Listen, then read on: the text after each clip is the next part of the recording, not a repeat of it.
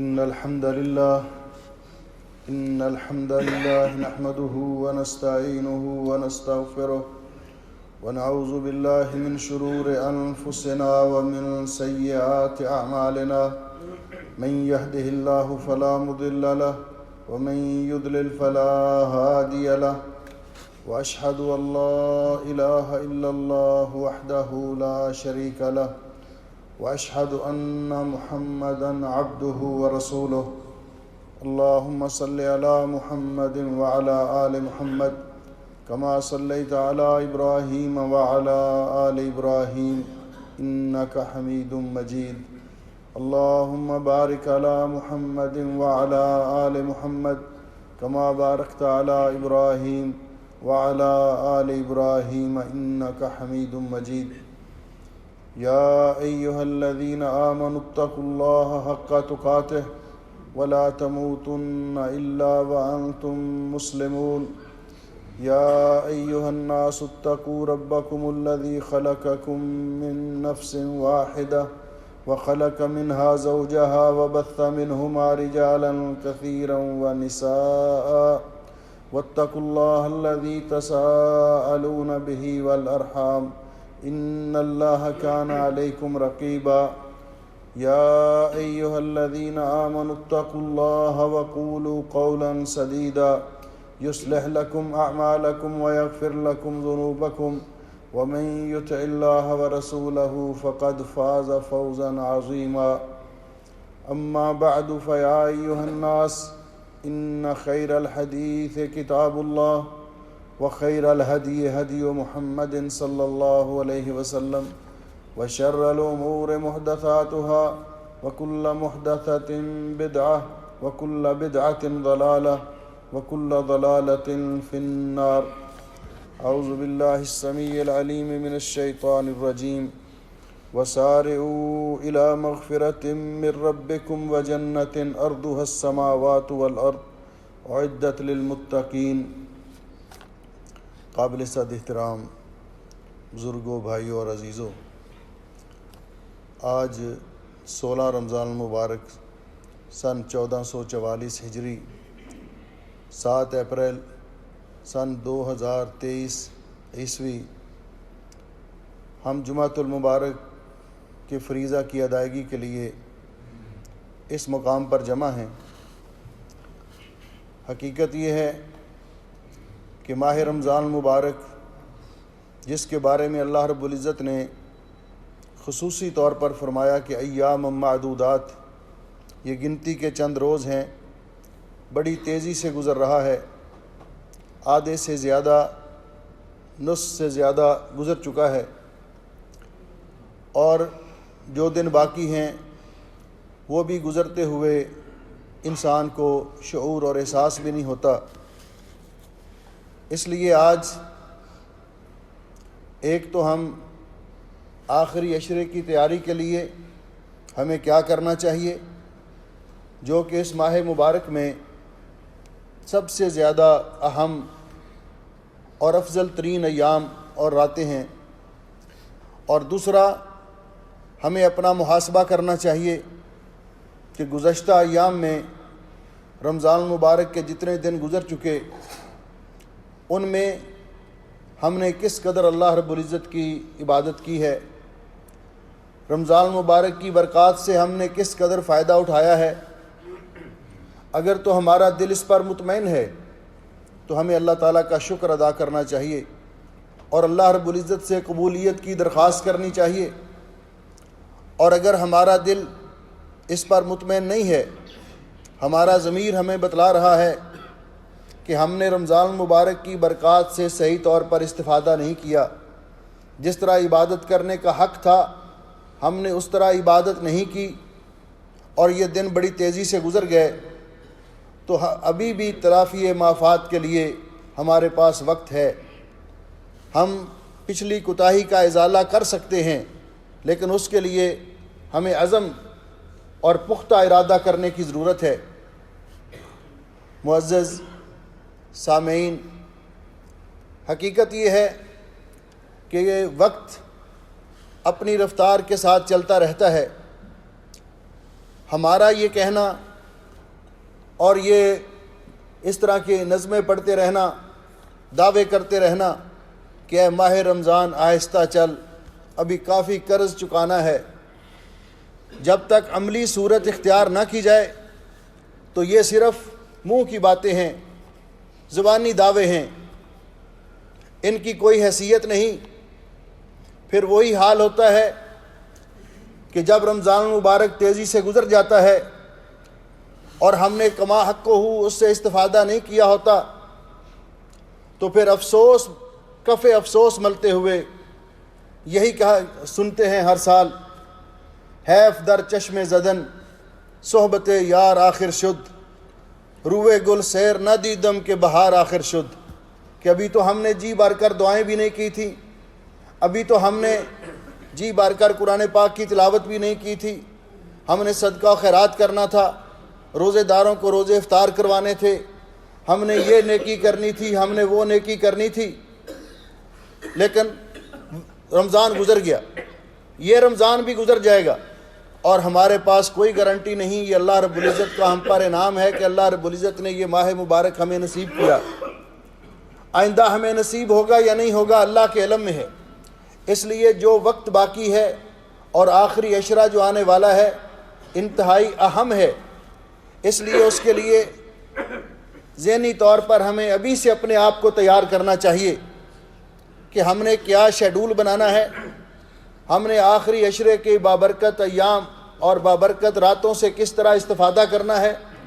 اور آج کے خطبہ جمعہ کا موضوع بھی یہی ہے کہ رمضان مبارک کے آخری عشرہ کے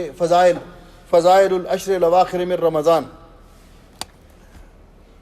سلف صالحین سال کے 3 عشروں کی بڑی قدر کیا کرتے تھے، جس طرح کہ ابو عثمان النہدی بیان کرتے ہیں کہ کان السلف یعظمون 3 عشرات، العشر الاول من محرم، ماہ محرم کا پہلا عشرہ، کیونکہ یوم عاشورہ کا روزہ رکھنا، ایک روزہ رکھنے سے اللہ سبحانہ و تعالی انسان کے 1 سال کے گناہ معاف کر دیتے ہیں۔ اور دوسرا والعشر الاول من ذی الحجہ، ذو الحجہ کا ابتدائی عشرہ ذو الحجہ، اس میں یوم عرفہ ہے، اس ایک دن کا روزہ رکھنے سے اللہ تعالیٰ انسان کے 2 سال کے گناہ معاف کر دیتے ہیں۔ والعشر الاواخر من رمضان، اور یہ رمضان المبارک کا آخری عشرہ جس میں اللہ رب العزت نے لیلۃ القدر جیسی رات رکھی ہے، اور وہ قدر والی اور بابرکت رات، اکیلی رات کی عبادت 1000 مہینے کی عبادت یعنی 83 سال اور 4 مہینے کی عبادت سے افضل ہے۔ اس لیے نبی پاک صلی اللہ علیہ وسلم کا آخری عشرے میں جو طرز عمل تھا، آپ کا جو طریقہ کار تھا، آپ کی جو سنت مبارکہ ہے، اسے بیان کرتے ہوئے ام المومنین سید عائشہ صدیقہ طیبہ طاہرہ رضی اللہ تعالیٰ عنہ بیان فرماتی ہیں، کان رسول اللہ صلی اللہ علیہ وسلم یجتہد فی العشر الاواخر ما لا یجتہد فی غیرہ، نبی پاک صلی اللہ علیہ وسلم رمضان کے آخری عشرے میں جس طرح عبادت میں محنت کرتے، کوشش کرتے، اپنے آپ کو تھکاتے، اتنی عبادت آپ رمضان کے پہلے 2 عشروں میں نہیں کرتے تھے۔ اور یہ حقیقت ہے۔ اور میرے بھائی اور میرے عزیزوں، عبادت کے لیے بھی ایک موسم ہوتا ہے، جوانی ہے، صحت ہے، اس سے بھرپور استفادہ کیجیے، وگرنہ انسان جب عمر ڈھلتی ہے، بڑی عمر ہو جاتی ہے، اس کا جی چاہتا ہے کہ وہ لمبا قیام کرے، اللہ رب العزت کی بارگاہ میں تہجد کے لیے کھڑا ہو، لیکن گھٹنے ساتھ نہیں دیتے۔ اس کا جی چاہتا ہے کہ وہ بیت اللہ شریف کی زیارت کے لیے جائے اور ہر نماز کے بعد طواف کرے، لیکن اس کو موقع نہیں ملتا بڑھاپے کی وجہ سے۔ اس کا جی چاہتا ہے کہ مال اللہ کی راہ میں خرچ کرے، لیکن بعض اوقات انسان کے حالات ویسے نہیں رہتے۔ اس لیے جوانی ہے، صحت ہے، اور اللہ رب العزت نے جب ہر قسم کی نعمت سے نوازا ہے تو پھر اس سے استفادہ کرنا چاہیے۔ رسول اکرم صلی اللہ علیہ وسلم نے بڑی وضاحت کے ساتھ فرمایا کہ بڑھاپے کی زحمت سے پہلے جوانی کو غنیمت جانو، فقیری سے پہلے امیری کو غنیمت جانو، موت سے پہلے زندگی کو غنیمت جانو۔ اور صحیح بات یہ ہے، آج بھی یہ دعوت میرے لیے بھی ہے اور آپ کے لیے بھی ہے، کھیتوں کو دے لو پانی، اب بہہ رہی ہے گنگا۔ رمضان المبارک جیسا موسم، اللہ تعالیٰ کی رحمت مغفرت کا سمندر ٹھاٹھے مار رہا ہے، اللہ تعالیٰ کی رحمتیں امڑ امڑ کے آ رہی ہیں، اور نیکی کرنے کے وسائل انسان کو میسر ہیں، ماحول اللہ نے پیدا کر دیا ہے، نیکی کی راہ میں رکاوٹیں دور کر دی ہیں، اور پھر انسان کے پاس صحت بھی ہے، جوانی بھی ہے۔ تو پھر یہ بات درس کے طور پر ذہن میں رکھنی چاہیے کہ کھیتوں کو دے لو پانی، اب بہہ رہی ہے گنگا، کچھ کر لو نوجوانوں، اٹھتی جوانیاں ہیں۔ یہ وقت شاید دوبارہ ملے یا نہ ملے، رمضان المبارک شاید بقید زیست یہ ساتھ نہ آ سکے، دوبارہ یہ موقع ملے یا نہ ملے۔ اس لیے نبی پاک صلی اللہ علیہ وسلم کا جو طریقہ کار تھا کہ رمضان المبارک جب داخل ہو جاتا تو رسول اکرم صلی اللہ علیہ وسلم کی کیفیت یہ ہوتی، ایک تو پہلی حدیث آپ نے سنی، اور دوسرا ام المومنین فرماتی ہیں رضی اللہ تعالیٰ عنہ، کانا اذا دخل العشر، جب آخری عشرہ شروع ہو جاتا تو نبی پاک صلی اللہ علیہ وسلم کی کیفیت یہ ہوتی، شد مئزرہ، عبادت کے لیے کمر بستہ ہو جاتے، گھر سے بستر سے الگ تھلگ ہو کر عبادت کے لیے کمر کس لیتے، وَأَحْيَا لَيْلَهُ، اور رات جاگ کر اللہ کی عبادت کرتے،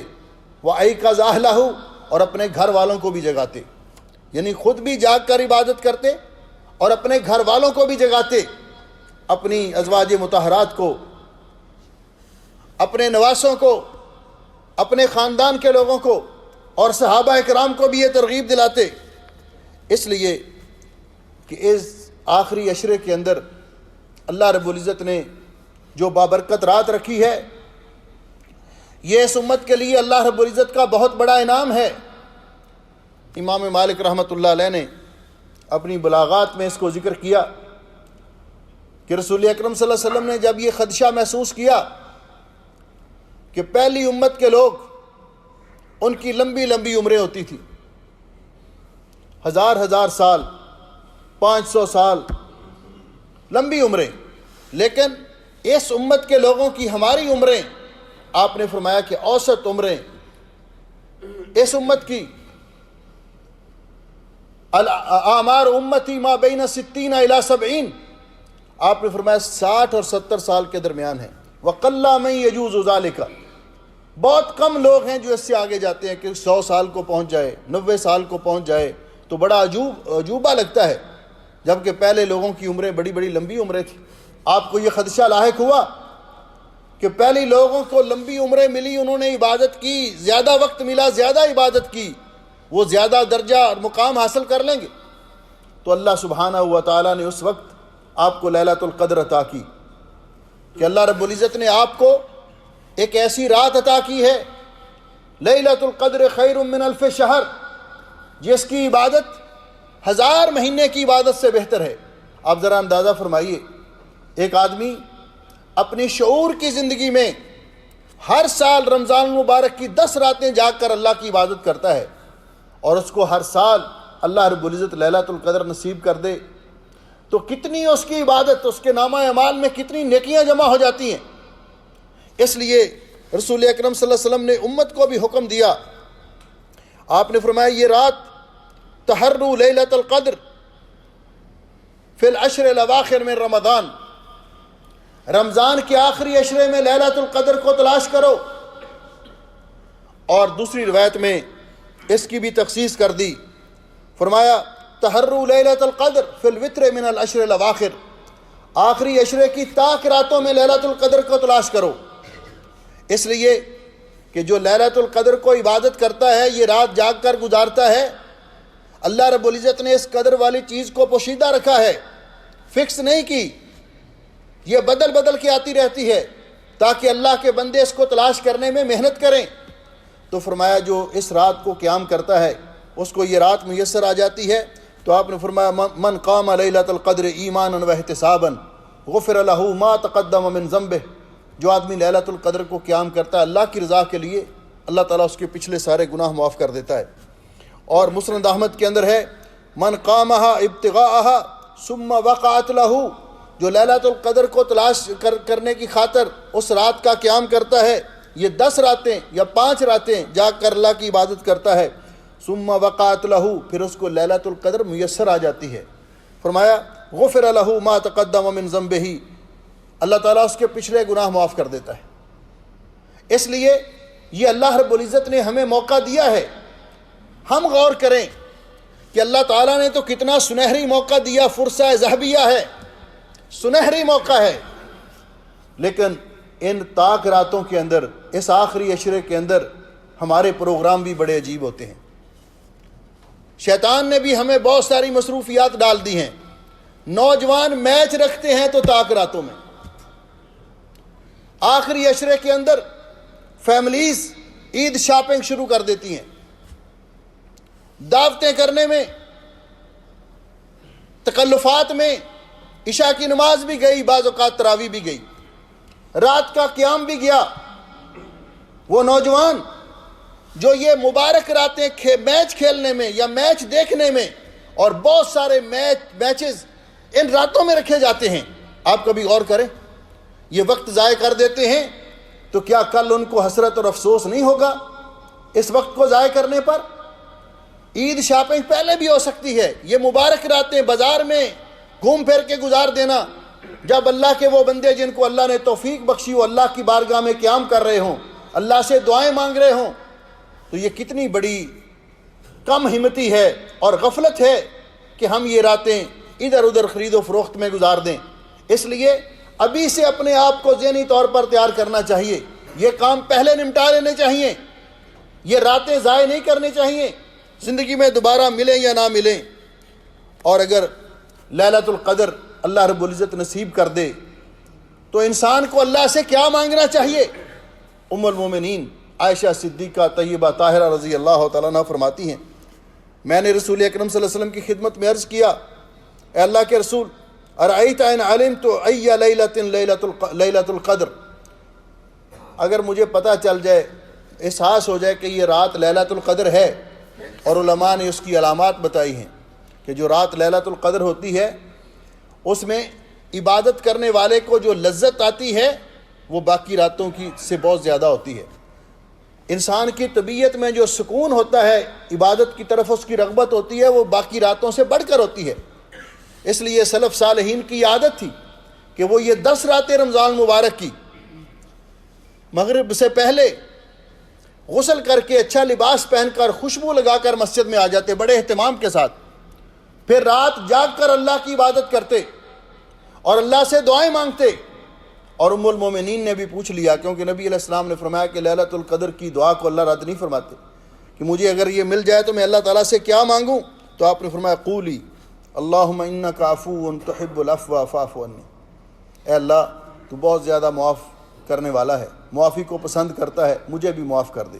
کیونکہ اگر انسان، ہماری زندگی کا مقصد یہ ہے کہ ہمارا رب ہمارے گناہوں کو معاف کر دے، ہم پہ راضی ہو جائے۔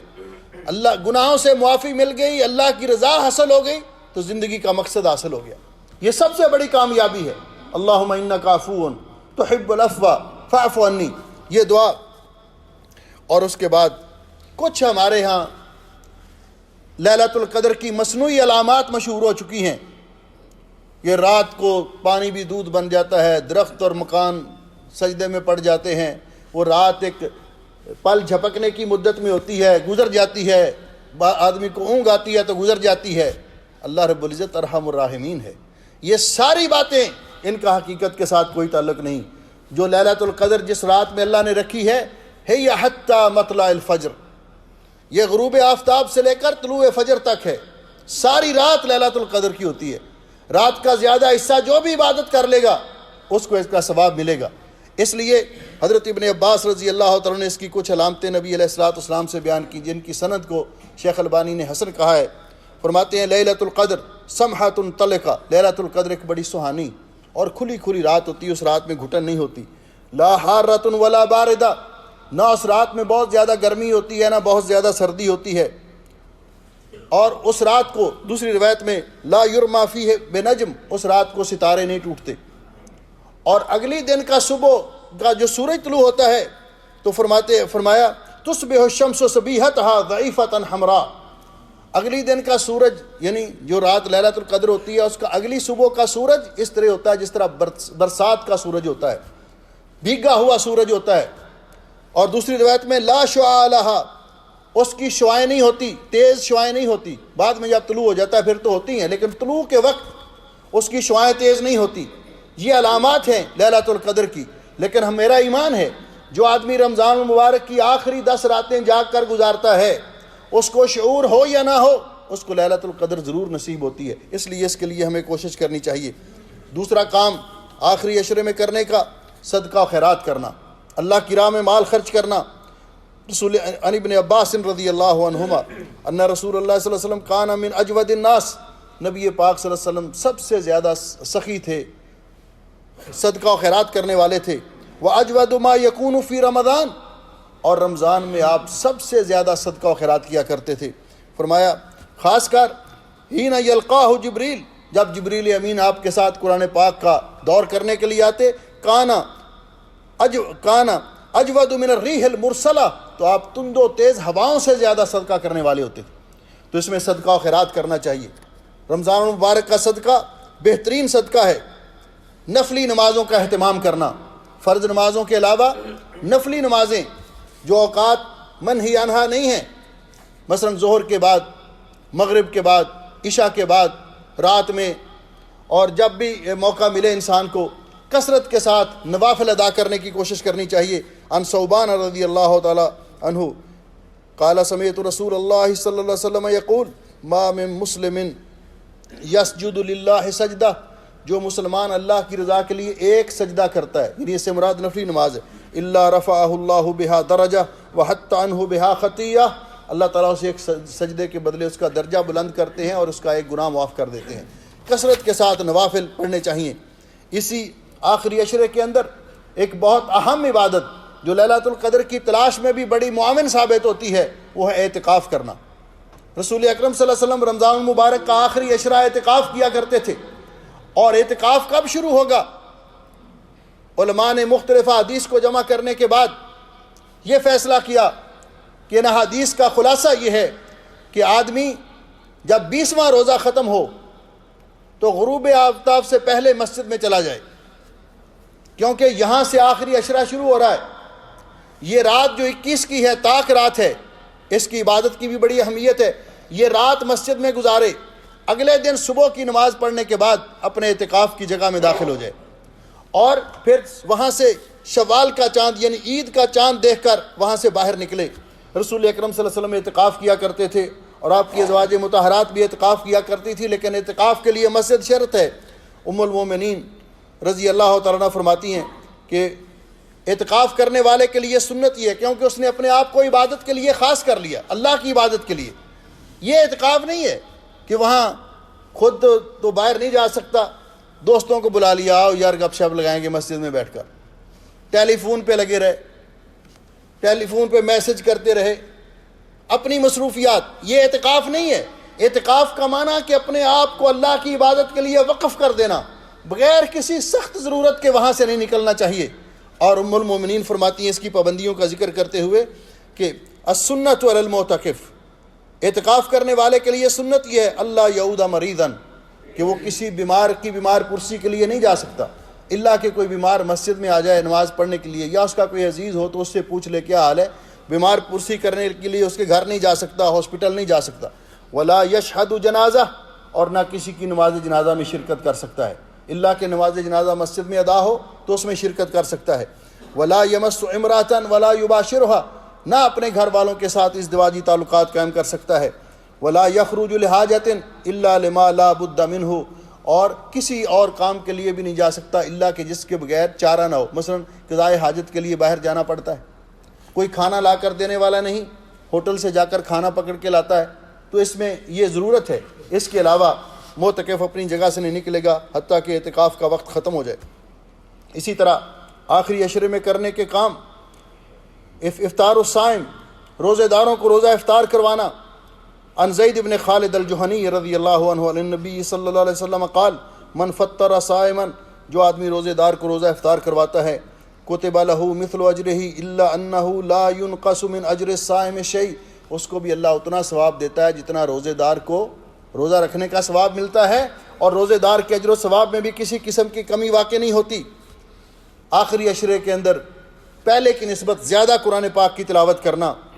عن ابی امامۃ الباہلی رضی اللہ تعالیٰ عنہ قال سمعت رسول اللہ صلی اللہ علیہ وسلم یقول اقرأوا القرآن فإنہ یأتی یوم القیامۃ شفیعا لأصحابہ، قرآن پاک کی زیادہ سے زیادہ تلاوت کیا کرو، اس لیے کہ قرآن پاک قیامت کے دن اپنے پڑھنے والے ان کی اللہ کی بارگاہ میں سفارش کرے گا۔ ذکر اور دعا، اللہ کا ذکر کرنا، نبی پاک صلی اللہ علیہ وسلم کی ذات اقدس پر کثرت کے ساتھ درود پاک پڑھنا، اور دعا کثرت کے ساتھ کرنا، کیونکہ اللہ تعالیٰ روزے دار کی روزے کی حالت میں کی گئی دعا کو رد نہیں کرتا، اور افطاری کے وقت کی جانے والی دعا کو بھی اللہ تعالیٰ رد نہیں کرتا۔ رمضان کے اندر اپنا وقت ضائع نہ کرنا مختلف لہو و لعب کے کاموں میں اور ایسی مشغولیات میں کہ جن کا کوئی فائدہ نہ ہو، اپنا وقت ضائع نہ کرنا، بلکہ تمام حتیٰ کہ ائمہ کرام امام مالک رحمۃ اللہ علیہ رمضان المبارک میں آ کر اپنی حدیث کی کلاسیں بھی بند کر دیا کرتے تھے، اور فرماتے تھے یہ قرآن پاک کی تلاوت کا، روزہ رکھنے کا، دعائیں کرنے کا موسم ہے،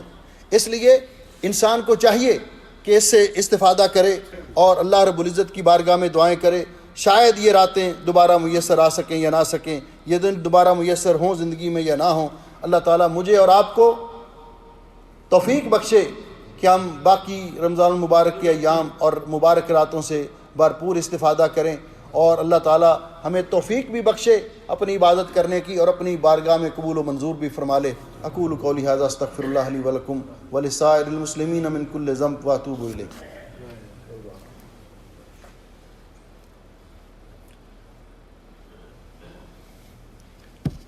ان الحمد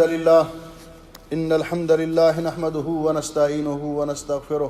ونعوذ باللہ من شرور انفسنا ومن سیئات اعمالنا، من يهده الله فلا مضل له ومن يضلل فلا هادي له، واشهد ان لا اله الا الله وحده لا شريك له واشهد ان محمدا عبده ورسوله۔ محترم بھائیو، آخری عشرے میں کرنے کا یہ کام بھی ہے کہ انسان روزے رکھتا ہے، روزے رکھنے کے احتیاط کے باوجود بھی روزے کے اندر کوئی نہ کوئی کمی انسان سے رہ جاتی ہے۔ اللہ رب العزت نے اس کمی کے ازالے کے لیے ہر مسلمان پر زکوٰۃ الفطر فرض کی ہے، اور زکوٰۃ الفطر کی فرضیت کا وقت تو اصل میں شوال کا چاند کا طلوع ہے، لیکن صحابہ کرام اس سے پہلے بھی ایک دو دن پہلے بھی، تاکہ فقراء اور مساکین اس سے استفادہ کر سکیں۔ اس کی بنیاد پر بعض علماء نے کہا کہ اگر آخری عشرے کے اندر انسان وہ زکوٰۃ الفطر ادا کر دیتا ہے تو وہ زکوٰۃ الفطر ادا ہو جائے گی، کیونکہ اس کے دو فائدے رسول اکرم صلی اللہ علیہ وسلم نے بیان فرمائے۔ ایک تو طہرۃ للصائم من اللغو والرفث، روزے دار کے روزے میں جو کمی کوتاہی ہوتی ہے اللہ تعالیٰ اس کے ذریعے اس کو دور کر دیتا ہے، اور دوسرا وطعمۃ للمساکین، فقراء اور مساکین کی عید کا بندوبست ہو جاتا ہے۔ رسول اکرم صلی اللہ علیہ وسلم نے جو ہمیں ہدایات دیں اس کے مطابق زکوٰۃ الفطر یا صدقۃ الفطر یہ ہر مسلمان پر فرض ہے، چھوٹا ہو یا بڑا ہو، اس نے روزے رکھے ہوں یا نہ رکھے ہوں۔ حتیٰ کہ بعض علماء نے کہا کہ وہ بچہ جو رمضان کا آخری سورج غروب ہونے سے پہلے پیدا ہوتا ہے اس کی طرف سے بھی ادا کرنا چاہیے، کیونکہ انہوں نے روزے تو نہیں رکھے لیکن وہ دوسری مد کے اندر فائدہ ہوگا، فقیروں اور مساکین کو اس سے فائدہ ہوگا۔ تو یہ کتنا ہے؟ عن ابن عباس رضی اللہ تعالیٰ عنہما قال فرض رسول اللہ صلی اللہ علیہ وسلم زکوٰۃ الفطر طہرۃ للصائم من اللغو والرفث وطعمۃ للمساکین من اداها قبل الصلاۃ، جو زکوٰۃ الفطر صدقۃ الفطر عید نماز سے پہلے ادا کرے گا فہی زکوٰۃ مقبولہ، یہ اللہ کی بارگاہ میں قبولیت کو پہنچے گا۔ ومن اداها بعد الصلاۃ، جو لیٹ کرے گا، سستی کرے گا، نماز عید کے بعد ادا کرے گا، وہ عام صدقہ شمار ہوگا، پھر وہ اپنا ہدف پورا نہیں کرے گا۔ یہ کتنا ہے؟ ابن عمر رضی اللہ تعالیٰ عنہ فرماتے ہیں کہ نبی علیہ الصلوۃ والسلام نے فرض رسول اللہ صلی اللہ علیہ وسلم زکوٰۃ الفطر صاع من تمر او صاع من شعیر علی العبد والحر والذکر والانثى والصغیر والکبیر من المسلمین وامر بها ان تؤدى قبل خروج الناس الى الصلاۃ، ایک صاع کھجور کا، شعیر کا، جو کا اور پنیر کا، یا جو بھی جس علاقے کا اناج ہے، گندم چاول کا ایک صاع، اور صاع کتنا بنتا ہے؟ 2 کلو گرام سے لے کر 2.5 کلو گرام تک، یہ پر ہیڈ یہ ادا کرنا ہوگا عید نماز سے پہلے، اور اس میں جنس ادا کی جائے، یہاں ادا کریں یا اپنے ملک میں ادا کریں، جہاں بھی کوئی ادا کرے اس میں جنس ادا کی جائے۔ اور اگر جنس بھیجنا خرید کر وہاں دوسرے ملکوں میں اپنے جہاں ضرورت ہے ممکن نہیں، تو آپ پیسے بھیج دیں تاکہ وہ اتنا گندم چاول خرید کے وہ ان کو دے دیں، تو اس کا بھی خیال کرنا چاہیے۔ اللہ سبحانہ و تعالی مجھے اور آپ کو عمل کی توفیق بخشے، اور دعاؤں میں آپ اپنے لیے بھی، اپنے عزیز و اقارب کے لیے، اپنے اہل و عیال کے لیے، والدین کے لیے،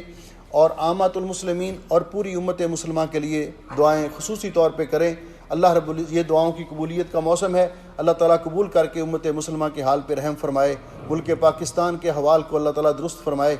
کچھ بھائیوں نے دعا کے لیے اپیل کی ہے، بھائی امجد چیمہ صاحب کے لیے، بھائی شاہد اسلم صاحب کے لیے، بھائی عمران خالد ان کو فالج ہوا ہے ان کے لیے،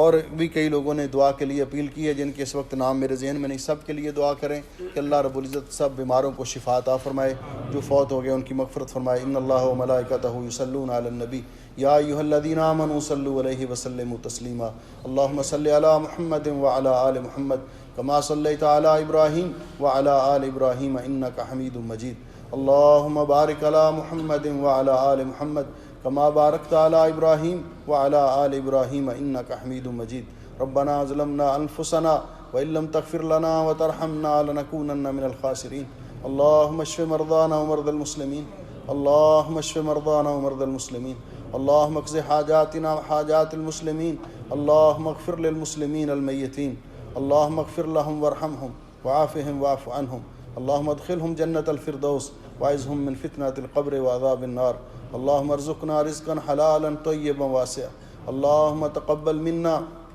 الصیام والقیام وقراءة القرآن وسائر صالح الأعمال، اللہم اعد علینا شہر رمضان آواما عدیدا وازمنة مدیدا فی حیاة سعیدہ، اللہم اجعل هذا البلد آمنا مطمئنا رخاء سخاء وسائر بلاد المسلمین۔ سبحان ربک رب العزت عما یصفون وسلام علی المرسلین والحمد للہ رب العالمین۔ صفحے درست کر لیں۔